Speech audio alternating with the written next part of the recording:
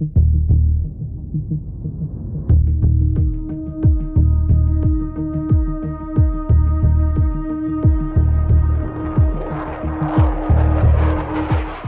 was supposed to tilt the balance. The American F-16 fighter jet, fast, deadly, and battle-proven, was seen as Ukraine's golden ticket to challenge Russian air power, a marvel of engineering, a beacon of NATO's backing. But now, another one has fallen.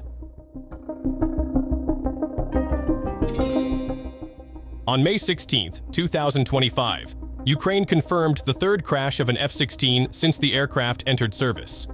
The pilot ejected, debris littered a Ukrainian field, and with it came a serious question. Is the F-16 no longer untouchable? Or are these losses a stark reflection of today's unforgiving air combat? Let's break down what went wrong, why it matters, and what it tells us about the future of air dominance. Stay tuned.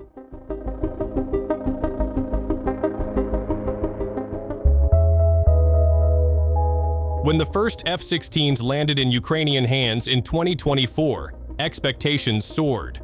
Provided by countries like Denmark and the Netherlands, these jets were meant to give Ukraine the edge it desperately needed, with radar systems, agility, and multi-role capabilities. The F-16 was designed to intercept drones, glide bombs, and cruise missiles before they could strike. Yet even then, there were warnings. These aircraft were entering one of the most contested airspaces on the planet, and it didn't take long for trouble to surface.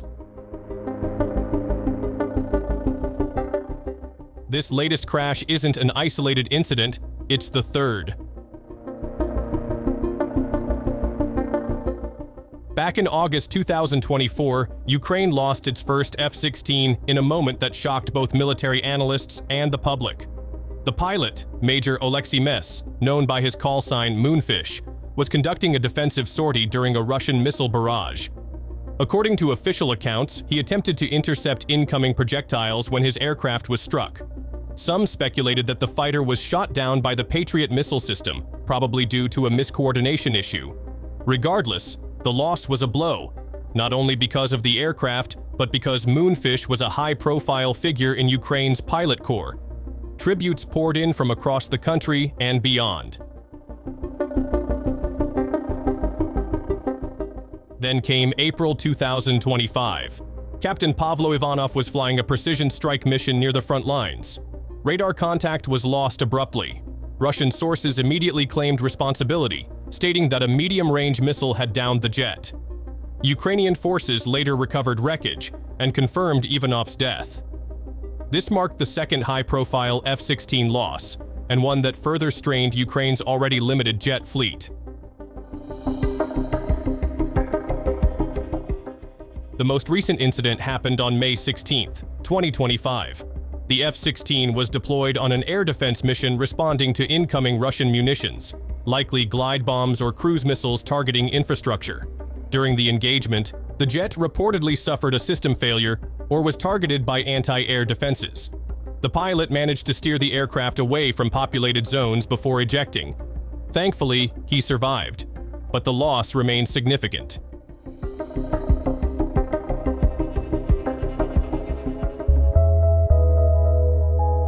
But all these incidents make us question why the F-16 so struggle.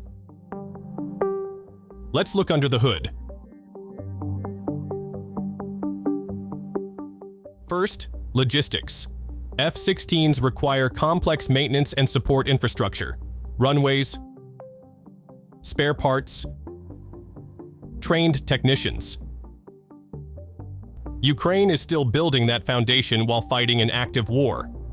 Unlike legacy Soviet platforms that Ukrainian crews are accustomed to, the F-16 demands a new ecosystem that's still in development. Second, pilot training. Mastering an F-16 takes time. Many Ukrainian pilots have had only a few months of accelerated instruction. It's like learning to race a Formula One car in a war zone. Combat scenarios demand muscle memory, rapid decision-making, and a deep familiarity with the aircraft's systems, something that can't be rushed. Third, the battlefield itself.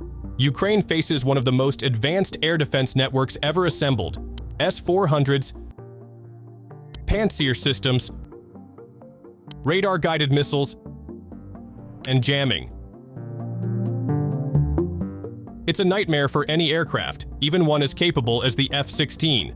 Add to this the unpredictability of swarming drones, GPS jamming, and long-range radar systems, and the sky becomes a death trap.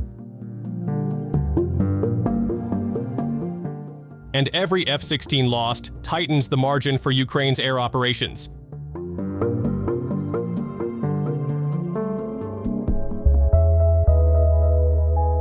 Each F-16 isn't just a machine, it's a symbol of Western resolve, of high-tech warfare. And every time one goes down, it chips away at that image. It also raises hard questions. Is the F-16 designed for this kind of hybrid conflict? Can it survive the dense threat matrix of today's front lines? Meanwhile, adversaries are paying attention. China is touting its J-10 as a capable alternative. For countries looking to modernize their air forces, Ukraine's F-16 losses may influence future decisions.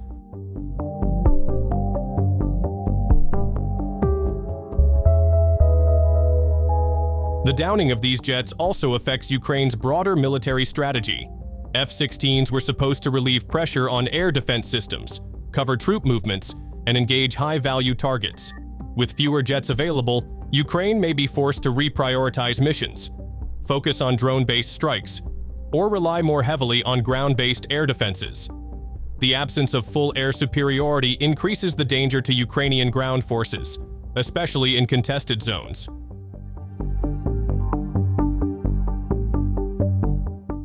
The F-16 is not obsolete, but it's being pushed to its limits.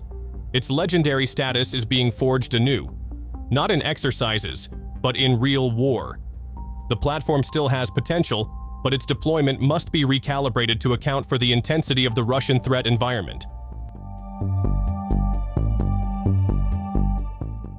Has the F-16's reign ended? Not yet. But the battlefield is evolving, and even legends must adapt. That's all for today. Thanks for watching.